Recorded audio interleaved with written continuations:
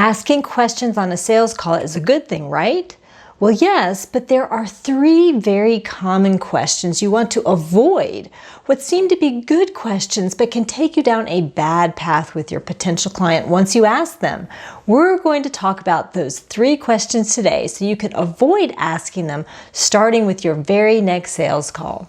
And stick around to the end because the last question to avoid may be the most commonly asked question of all. If you're new to this channel, I'm Jessie and I help coaches, consultants, and small business owners who've never had the benefit of formal sales training or maybe didn't get the training they wanted, learn how to feel really confident during their sales calls so they enroll more new clients. Our style is not at all pushy or salesy, but instead takes a heart-centered approach to selling. So I've been in sales and sales coaching for over 20 years and personally made almost all the mistakes out there because I started with 0 sales experience or exposure and I learned on the job. It was a long and winding path of learning what to do and what not to do by actually making the mistakes.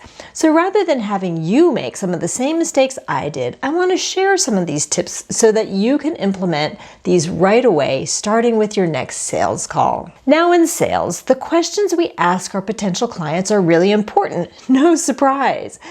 Not only because of the information we gather from them with their answers, but where the questions take the conversation and what kind of relationship we build with our clients based on the questions asked. Questions convey a certain energy. They show our clients our level of engagement with them and also convey our confidence in our offer. So let's jump right in. This will be really valuable to you, so grab a piece of paper and a pen so you can take notes and not miss a thing. The first question you don't want to ask is, how can I help you? Another phrase you may hear that's similar, specifically if you're working in person, is, what brings you in today? What's wrong with this question? It's a very natural question and one that, if you don't have alternatives, seems very common sense to ask. But in many cases, the answer may be glaringly obvious, like, hello, why would you ask me such a dumb question? For example, if you work in a particular industry, like say you're a weight loss coach, it's most likely that the person is there looking for help losing weight. So when you ask, how can I help you? It makes the potential client feel a bit silly saying, well, I want to lose weight. It's just a bit awkward. My favorite alternative question, which phrases it just a bit differently, is, what prompted you to visit today? What prompted you to book a call with me today? These questions are great for opening up a conversation in an easy and client-focused way and tends to elicit more detailed answers. The second common question you don't want to ask your potential clients during a sales call is, do you know anything about my business? What's wrong with this one? Well, it puts the client on the spot. Think about it. What if they don't really know anything about your business? Do you want to potentially have them feel bad and answer, no, I don't know much about you? The energy behind that for your client isn't good, right?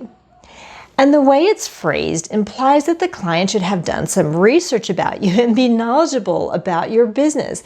And maybe they have. But don't you, as the business owner, want the opportunity to educate the potential client about your business and your offer yourself? To share your excitement about what you do and why you do it? It's much more powerful coming from you than any information they may have found online or even from another client if they're a referral. Instead, I would avoid this question altogether.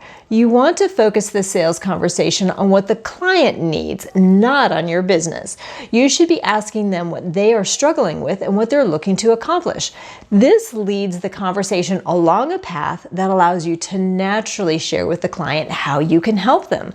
That is the most important thing from the client's perspective. The third common question to avoid during your sales call is, do you have any questions? I know.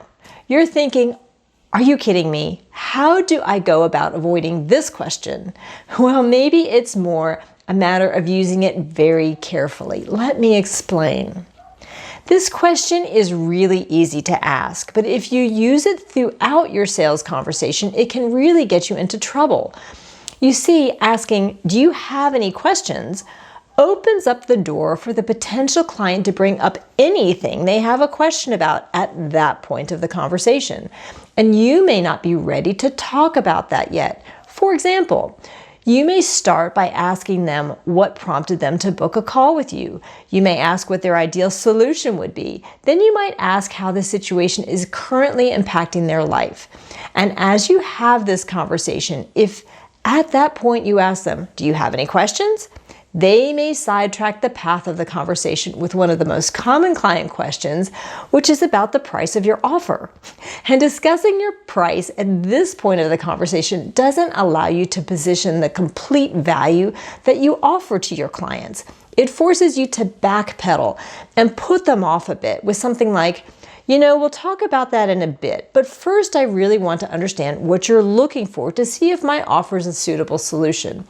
It's just a bit awkward and better if you'd not ask them if they had any questions at that point of the conversation.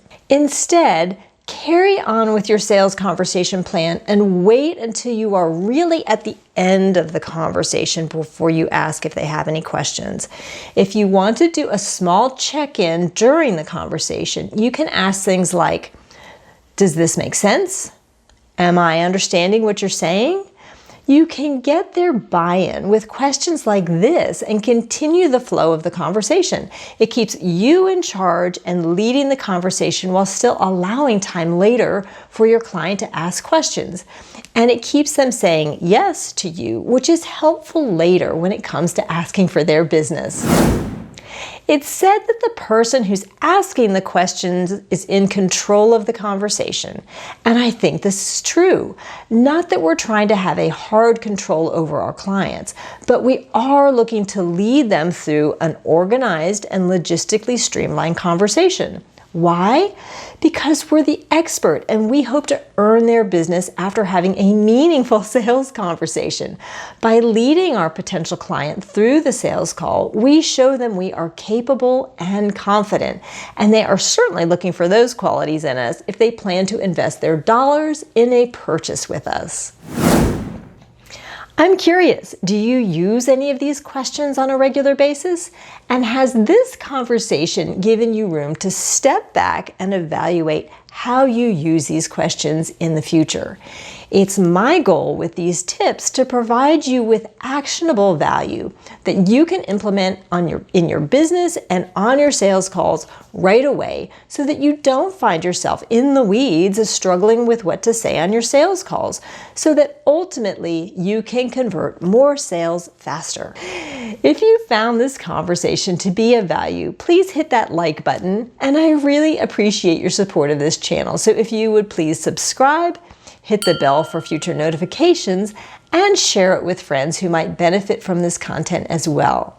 I'm curious, what tip did you find most valuable? Please drop your thoughts in the comments below. And if you want to know more about what it looks like to work with me to refine your sales conversation, I've dropped a link in the description below. We can talk to see if we're a good fit to work together. And from here, I look forward to seeing you next week with more sales tips to keep you out of that pushy and pressure-filled sales zone, yet still signing up more and more clients each and every day. Have a great week, my friends.